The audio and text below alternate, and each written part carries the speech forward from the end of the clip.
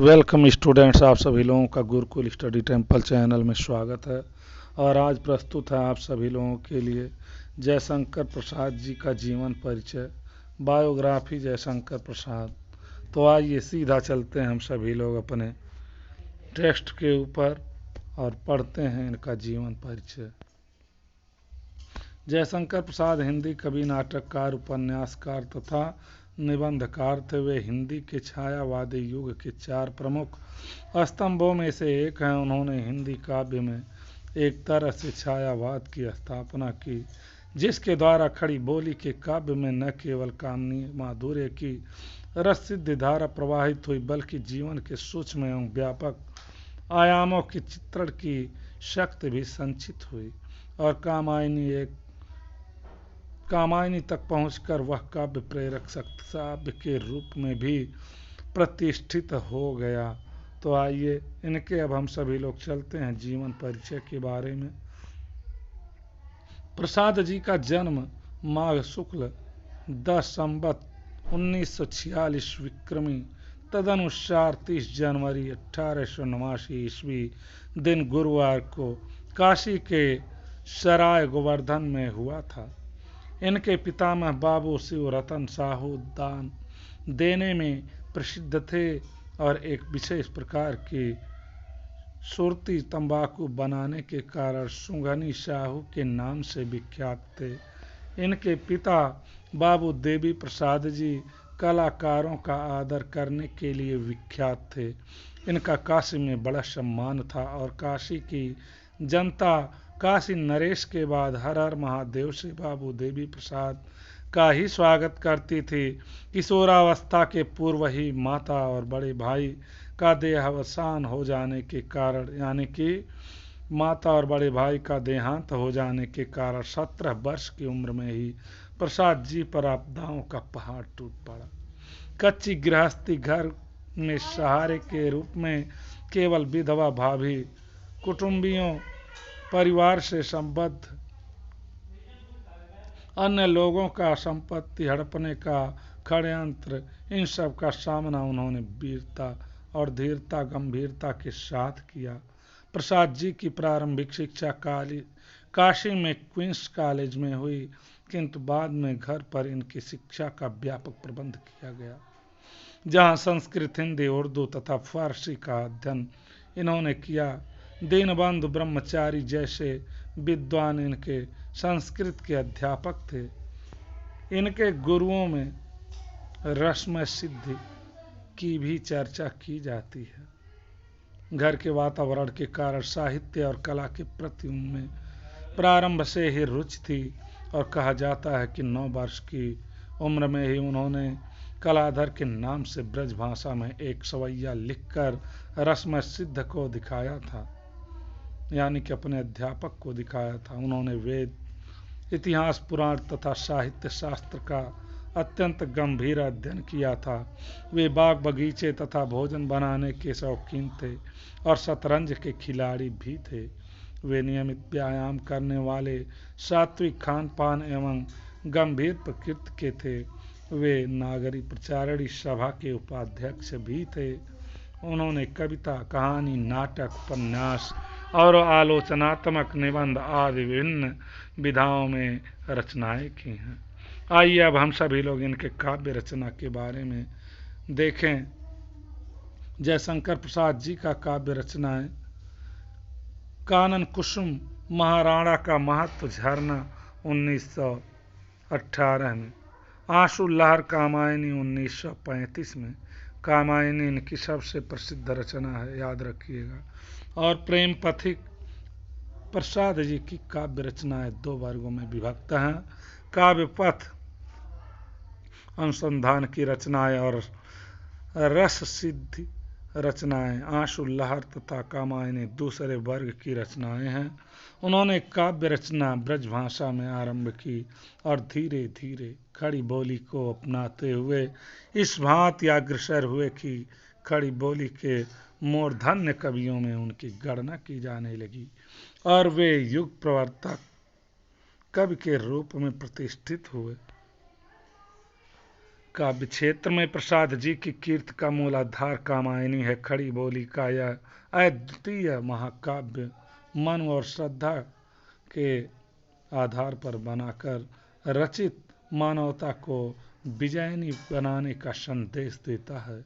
यह रूपक कथा काव्य भी है जिसमें मन, श्रद्धा और इड़ा बुद्धि के योग से अखंड आनंद की उपलब्धि का रूपक प्रत्यभिज्ञा दर्शन के आधार पर संयोजित किया गया है। उनकी यह कृत छायावाद और खड़ी बोली की काव्य गरिमा का ज्वलंत उदाहरण है। सुमित्रानंदन पंत इसे हिंदी में ताजमहल के समान मानते हैं।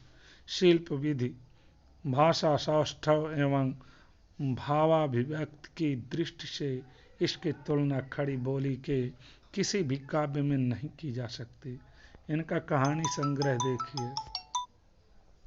कथा के क्षेत्र में प्रसाद जी आधुनिक ढंग की कहानियों के आरंभयिता माने जाते हैं। सन 1912 ईस्वी में हिंदू में उनकी पहली कहानी ग्राम प्रकाशित हुई। उन्होंने कुल 72 कहानियां लिखी। उनके कहानी संग्रह हैं छाया, प्रतिध्वनि, आकाशदीप, आंधी और इंद्रजाल। ये सारी उनकी रचनाएं हैं। और भी देखिए, प्रसाद जी ने के उन्नत अतीत का जीवित वातावरण प्रस्तुत करने में सिद्धहस्त थे। उनकी कितनी ही कहानियां ऐसी हैं जिनमें आदि से लेकर अंत तक भारतीय संस्कृति एवं आदर्शों की रक्षा का सफल प्रयास किया गया है। देखिए इनकी कुछ कहानियां: आकाशदीप, गुंडा पुरस्कार, सालवती, स्वर्ग के खंडहर में, आंधी, इंद्रजाल, छोटा जादूगर, बिसाती, मधुआ, विराम चिन्ह, समुद्र संतरण।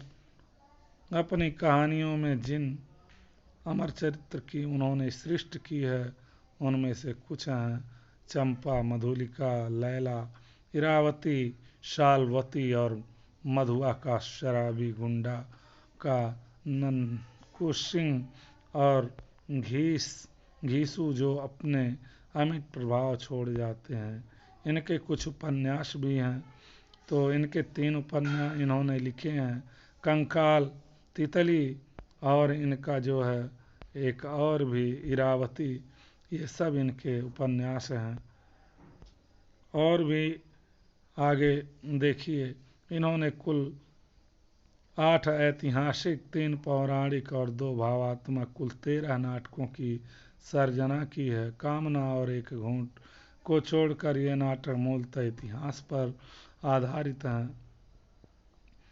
और भी देखिए, जयशंकर प्रसाद ने अपने दौर के पारसी रंगमंच की परंपरा को अस्वीकार करते हुए भारत के गौरव अतीत के अनमोल चरित्रों के सामने लाते हुए अविस्मरणीय नाटकों की रचना की।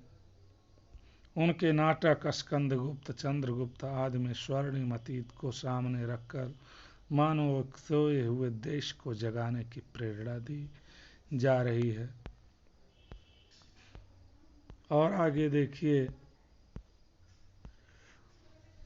प्रसाद ने प्रारंभ में समय समय पर हिंदू में विविध विषयों पर सामान्य निबंध लिखे। बाद में उन्होंने शोधपरक ऐतिहासिक निबंध यथा सम्राट चंद्रगुप्त मौर्य, प्राचीन आर्यवार्ता और उनका प्रथम सम्राट आदि भी लिखे।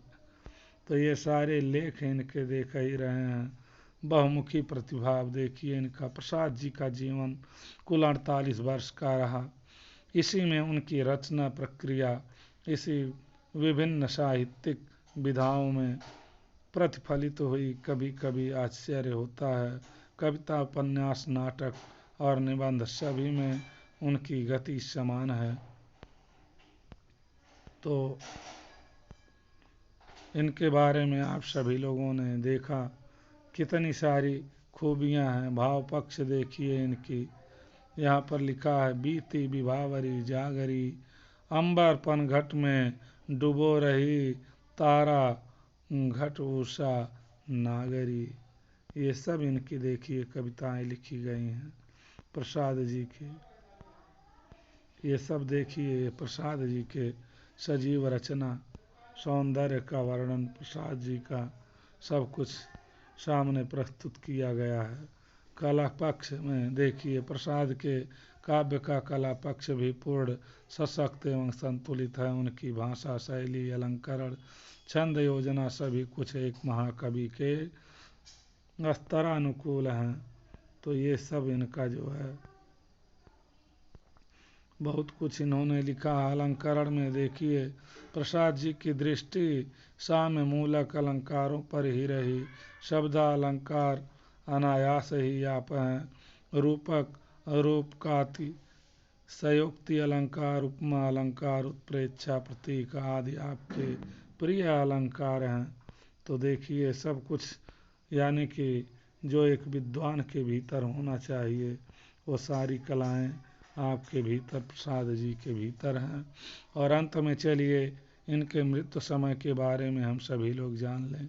जयशंकर प्रसाद जी का देहांत 15 नवंबर सन 1937 ईस्वी में हो गया। प्रसाद जी भारत के उन्नत अतीत का जीवित वातावरण प्रस्तुत करने में सिद्धहस्त थे। उनकी कितनी ही कहानियाँ ऐसी हैं जिनमें आदि से अंत तक भारतीय संस्कृति एवं आदर्शों की रक्षा का सफल प्रयास किया गया है। तो जैसा कि आप सभी लोग देख ही रहे हैं कि इनका मृत्यु 15 नवंबर सन 1937 ईस्वी को हो गया था। तो यही पंडित जयशंकर प्रसाद जी का ये आप सभी लोगों के सामने जीवन परिचय प्रस्तुत किया गया, जिसमें इन्होंने काव्य रचना में कहानियाँ, नाटक, उपन्यास और गद्य की कृतियाँ बहुत सारी चीज़ें लिखें। इसी के साथ अपनी बात समाप्त करता हूँ। धन्यवाद। वीडियो अच्छा लगा हो तो आप सभी लोग लाइक कीजिए। जो लोग नए आए हों चैनल पे वो लोग सब्सक्राइब कर दें, क्योंकि इस तरह के वीडियोज़ गुरुकुल स्टडी टेम्पल प्रस्तुत करता रहता है जो आप सभी विद्यार्थियों के एग्ज़ाम के लिए बहुत ही काफ़ी महत्वपूर्ण है। अपनी बात समाप्त करता हूँ। Have a nice day all of you. Thanks a lot.